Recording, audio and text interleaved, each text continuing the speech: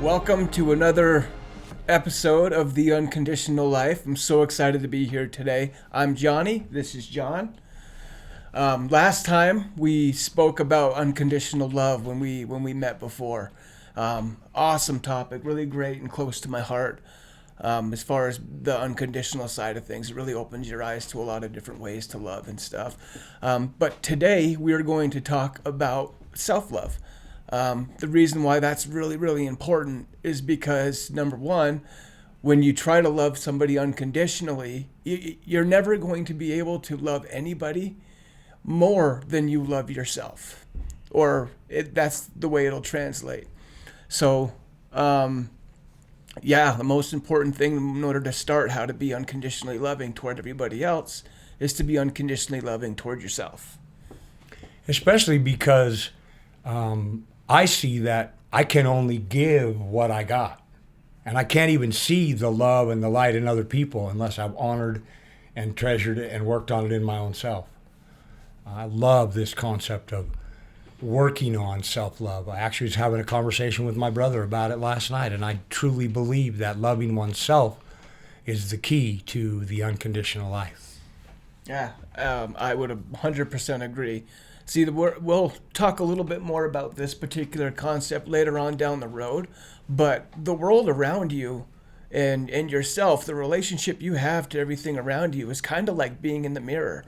If you stand in front of a mirror, you see your reflection, and in order to fix or work on anything, like let's say something's not going the way you want it to, well, for instance, if you're going to go brush your hair, you're not going to brush the mirror and try to fix what's in the mirror.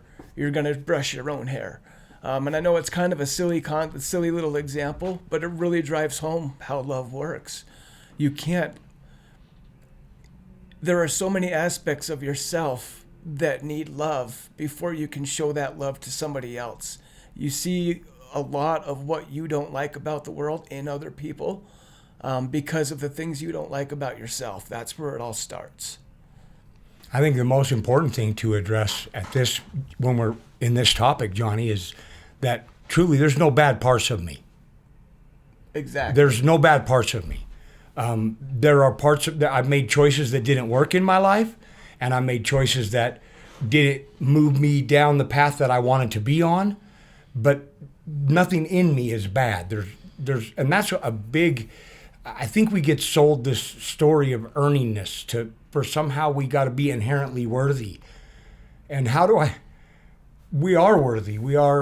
How do you know you're worthy? You're a living, breathing human being worthy of love and acceptance and respect.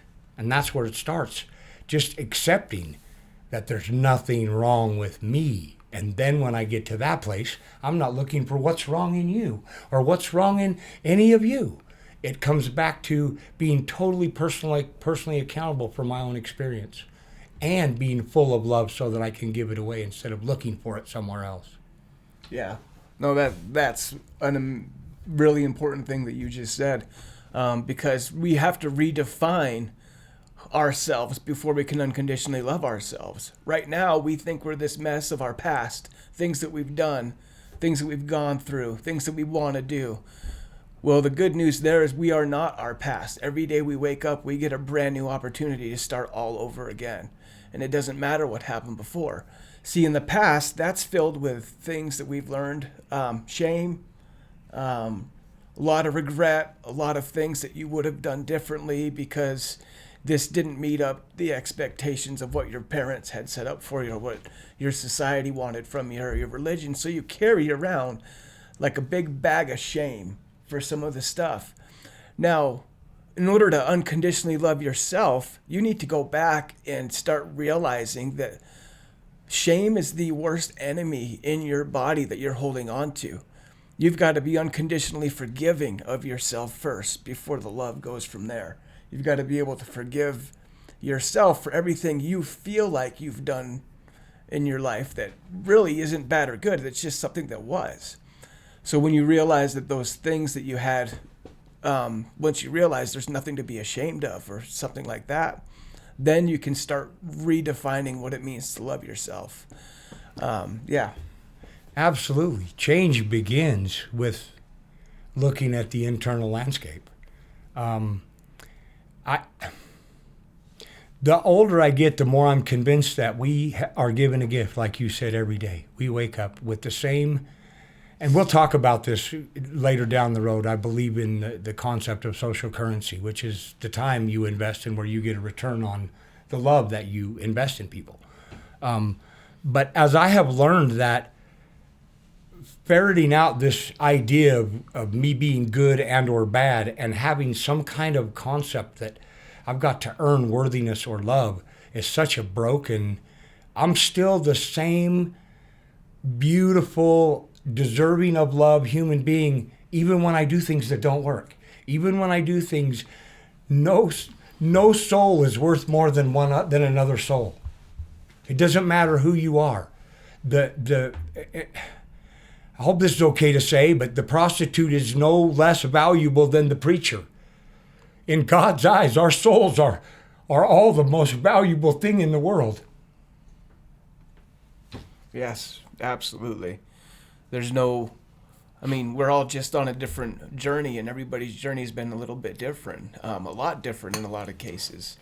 But ultimately, I believe that whether you want to call it God, whether you want to call it Heavenly Mother, the source, the universe, whatever it is that definition carries for you, I believe that they carry unconditional love to all of us. And to be unconditional means there's nothing that you could possibly do that could make them stop loving you. And, it's a work in progress for me too. Because, by all means, I'm not perfect at that particular concept yet. But I do know that it's getting easier for me. I love myself, and I'm not trying to say that to be conceited, and you should be able to say that and not feel conceited either. I've gotten to know myself a lot lately, starting to realize the things that I judge myself for or the things that I give myself a hard time for. Now that I'm aware that I'm trying to love myself unconditionally, I catch myself in those moments, and I'm able to kind of rewind for a second and go, wait a minute. That's coming from my old thought process. That's coming from what I thought before. And now I'm the same person, but my outlook and attitude about myself is completely different. Best way to describe it is I'm falling in love with myself again. And that's a really incredible thing. You have to be able to fall in love with yourself in order to share that type of love with your fellow brothers and sisters that are walking around the planet with you. It's actually kind of an interesting concept, this idea of loving yourself. Before I dive into that, I'd like to say it's important in this world to not be offensive. I call it God. That's just my source of light. Wherever you go to when you're in trouble, that's God to you. And I don't mean to be offensive, so just know if it's your holy angel or your oversoul or Mother in heaven or Father in heaven, wherever you go to, that's God. That's the source. When you are about to get in a car wreck, what are you thinking of? I would dare say almost all of us have a place we go to, even the few of us that say we don't believe in anything higher than us. There's always somewhere when you pucker up. That's God. This concept of loving oneself and initiating change from within, I think is where we should wrap up today. But when I look at the world outside me, when I look at Jonny and go, oh, it irritates me that you do this, I have discovered that it is impossible for me to see anything in you that isn't a part of me. And so this concept of looking constantly inside myself and being self-aware, not from a punishment, you talked about that. It's not punishment to realize you're in an old way of thinking and to correct yourself. That's being wise as you parent yourself. Hey, this is the stuff we do that doesn't work. This is the stuff we do when we're in love, because we don't have to beat ourselves up for the things and the mistakes we made. Change begins in here. Loving myself wholeheartedly, truthfully, being able to go to the mirror and look in the mirror and say, I love you. And you are a good-hearted, contributing part of this thing we call life. I love you. I'm proud of you. Talk to yourself. I heard once, and I'll wrap up with this thought. I heard once that all you have to do is be the parent you wish you'd have had when you were a child. And I would just propose to you that it's never too late to start talking to yourself better than you think you were talked to when you were a child. Be the best parent you could be for yourself. And tell the story different, that you are worthy of love, regardless of your story, the past.